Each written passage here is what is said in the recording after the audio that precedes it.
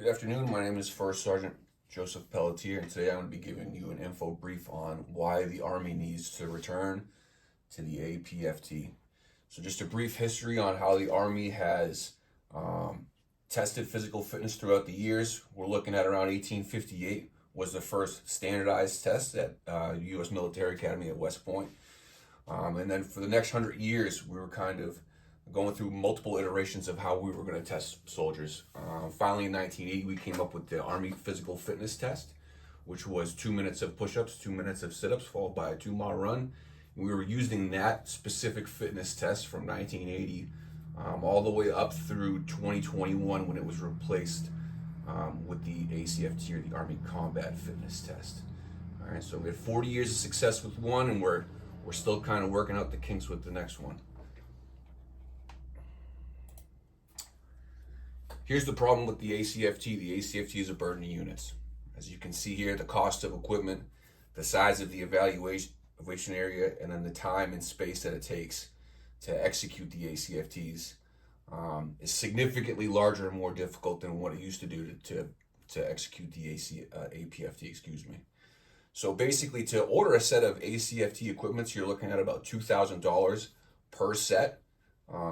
And to run a full Acft, you're looking at 16 lanes of equipment. So, right, that's $32,000 for Acft Connex. You can see right there in that picture, you're looking at 368 total pieces of equipment to run that 16-lane Acft. All right, whereas the Apft used $0 worth of equipment. It was just all body weight exercises, okay? And you can see there in the bottom of the field there, the Acft field for 16 lanes.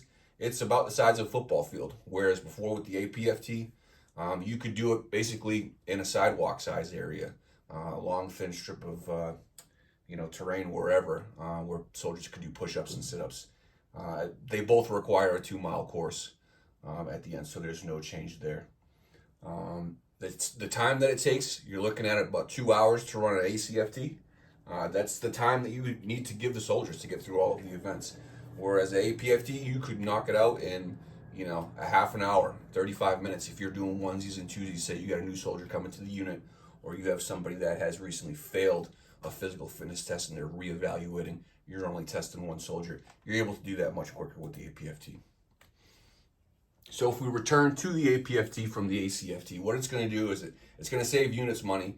It's going to give time back to the units, not only in just the testing time, for the event, but also the time and the individual soldiers that have to manage that Acft equipment and account for it, sign it out, recount it every time it comes back in, whenever somebody in your battalion or squadron or battery wants to use that equipment. Those are work hours for soldiers as well.